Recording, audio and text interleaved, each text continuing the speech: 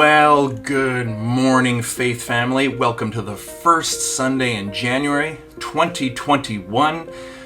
I mean, it is really nice to put 2020 in the rear view. Let's not get too bogged down with the dates. We still got a lot of work. There's a lot of stuff that needs to happen, but it's so nice to have that 2020 in the rear view. Cheers to that. It's just coffee.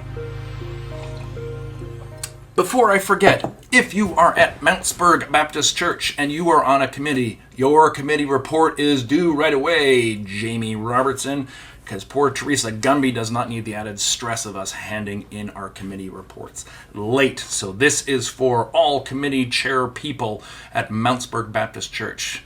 You just press pause on this, you just leave the website, and you go write that up right now. Or do it a little bit later, but get it into her because Teresa does wonderful work and we want to honor that and we don't want to add extra stress to it.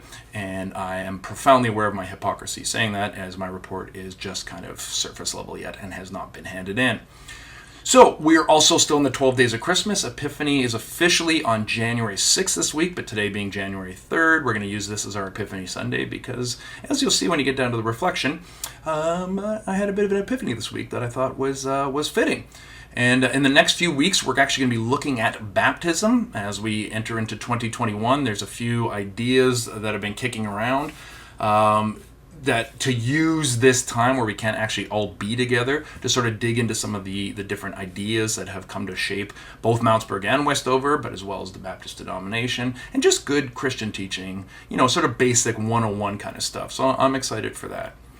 Please continue to look at the prayer list. We are going into this next round of crazy lockdowns, and it's so frustrating and it's so concerning. And in some ways, we kind of are just like right back to square one. Granted, we have a vaccine, but I can appreciate there's a lot of frustration, and I'm very much feeling it as well now. So if you're in Ontario, hopefully you've been able to enjoy some of this beautiful snow we've had.